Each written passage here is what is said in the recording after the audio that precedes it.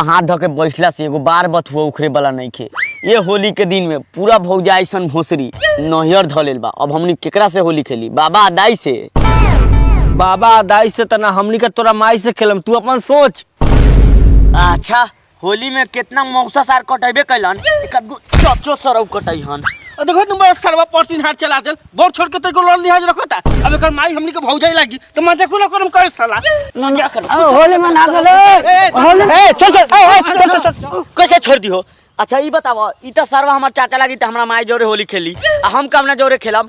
एगो बापो सरवा बा जमना के कहिले शादी कर दे तो ऊ कहले से सावन आवे दे, भादो आवे दे। कितना सावन भादो बीत गेल, हम गाल ओल चटकल जाता, ओकरा बुझातो नहीं के से शादी करे के उम्र हो गेल। शादी कर दे रही तो ये होली में अपना मेहरारू साथे लागल भीड़ रहती कि ना? बात साला ई होली के दिन में साला शादी ब्याह का फेरे पड़ल बा। चल पिए खाए के व्यवस्था करल जाओ। हम लोग ले ले चल। सूत साला निशा फटौ तो आई है। होली खेले चल। होली के दिन भाभी ने भैया को मीट लेने भेजा तो जाके धनु ने बाजार से देखे मीट भाभी सामान साथ गया लेके था आई होली ना। खेलने के लिए।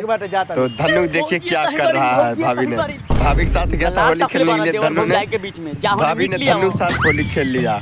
देवर जब खूब सूरत बा भतारे के का जरूरत बा। सारा भौजी हट्टी होने कथी सबेरे सबेरे मजाक करे चलेनी। खाली भइए लगई हन, हमर परपराता होली के दिन लगा हवैन वैनी हो कि जौरे सुते थोड़े आइनी हो। अच्छा लागत तो वो सारा पूरा वही के पड़ी तो पूरा न दो। ओह यस पूरा देता नहीं।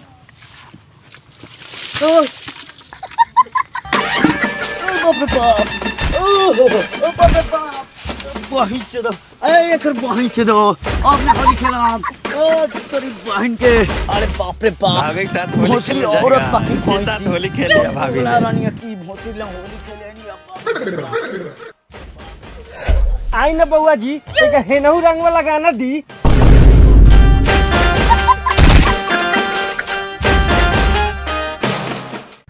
का हो करे जा होलियो के भेंट ना होई का? तू हो खूब बोललू लेकिन सब चीज तो ठीके बा, लेकिन होली में ना आइबू तो कैसे होई? का हो कहाँ जाता रहा? जात रही मीट लिया वे मुर्गा के कोहरा के सब्जी आ भात खात खात कईगो होली बिता देला आ जाता रहा मुर्गा खरीदे। अरे अब कमीनी होके लागल बाटे। ई कहां मिली? सुबह सुबह जो दिनेश वाला मिलता हूँ। मिल जाई। हाँ ठीक बा।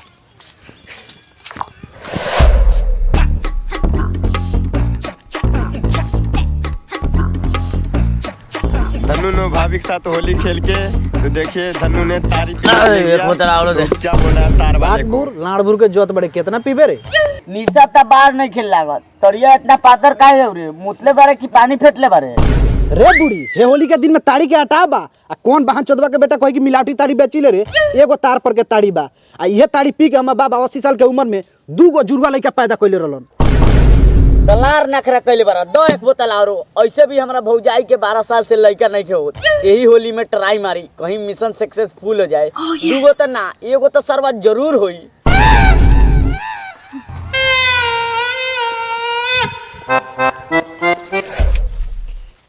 सुबह सुबह ठेका लाग गेल बा ना। दिनेश भाई प्रणाम।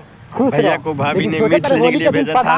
ये क्या ये भी तारी पीने के लिए चले आया। तो देखिए तारी पीते समय इसका पापा आ गया। काहे सौ रुपया बोलो तेरा दिनेश भाई? मतलब तोरा पैसा बचा ले। बाप दादा हम तारी पिए बीघा के बीघा बेच देला। खत्म कर हम दिया। घरारियो बेच के तोर पैसा नहीं खिसे ना सकत। किसे होश में भले नहीं आया जमीन था। बेच के खाई ले लेकिन दाल में घी पटा के खाई ले। दो तारी अब बोतल गिनत रह।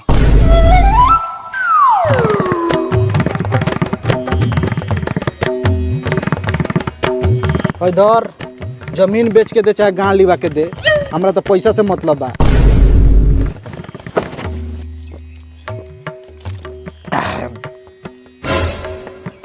कारे धनुआ तू तो हमरा घरे होली खेले गेरली सा। बाक मर दे, चल गए नहीं से चल गए नहीं। अब जिंदगी में कहियो तोरा घरे होली खेले ना जाए। ऊ भोसरी मेहरारू बा भैंसी पोस के रखले बारे।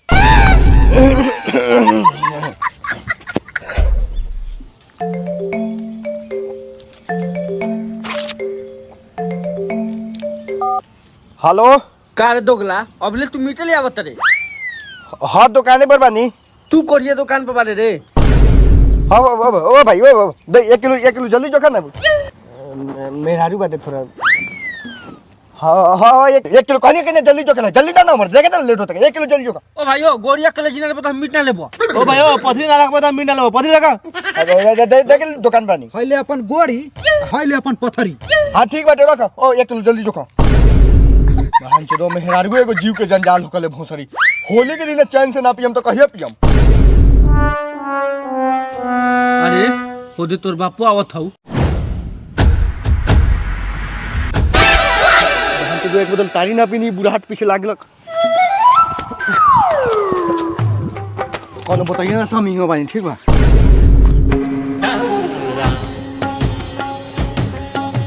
करे दिनेश बा छौड़ा हमर आइला का यहाँ रे ना चाचा कहाँ यहाँ अलवा ना आइलख अच्छा उ सरवा ना आइलख ना अच्छा ना आइलख त एक बोतल पियाओ सरवा घरे का ताड़ी से तब नीचे नहीं लागल।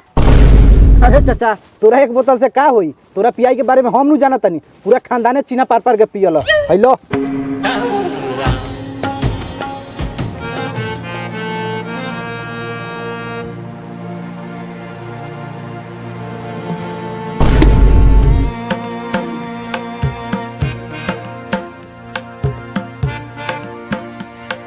तो ही में सर्व खानदानी पिए करबा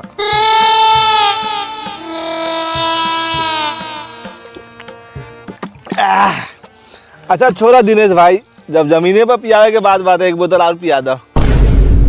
जा ताड़ी कहाँ बा रुक एक लब ले आवत तनी अंदर से।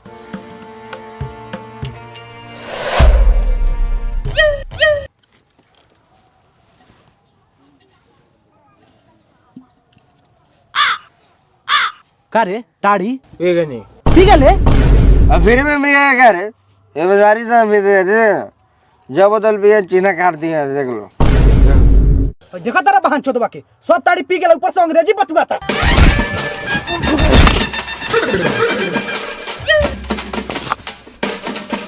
ये कितने खातिर क्या दिन दे अपन तोर दी अब पीले वाली तारी इधर गाज छोड़ दी अब पीले वाले सही हाथ गाज छोड़ दी।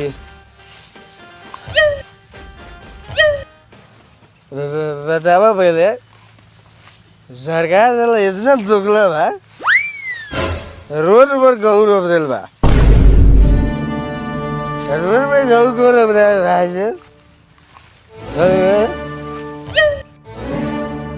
भैया ने जब तारी पी के आया मीठ लेके नहीं आया तो वो बाप जब पूछ रहा था घर पे तो देखिए बाप को क्या बोला भैया ने और बाप को बोला तू ये खा।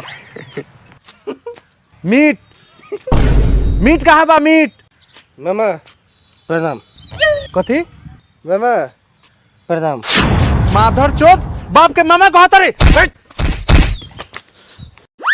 मीट कहाँ बारे सरवा मीट सारा लोग खा पी के होली मनावता अभी ले हमनी का भूखे प्यासे बानी। तो मामा तू जूझी खा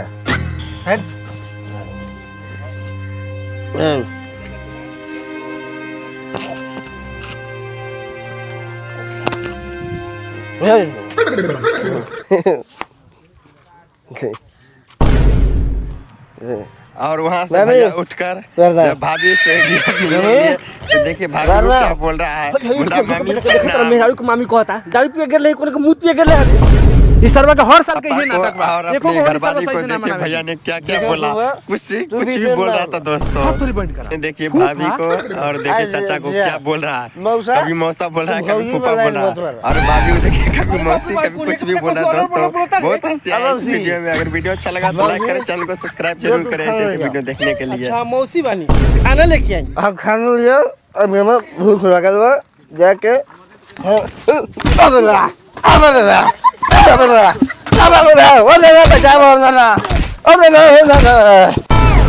अब साले तोर नाना हो गनी इस सरवा के मुंह पर मारा मुंह पर एक मुंह खराब हो गल बा एक बाप मेहरारू चिन्हाते नहीं खे साला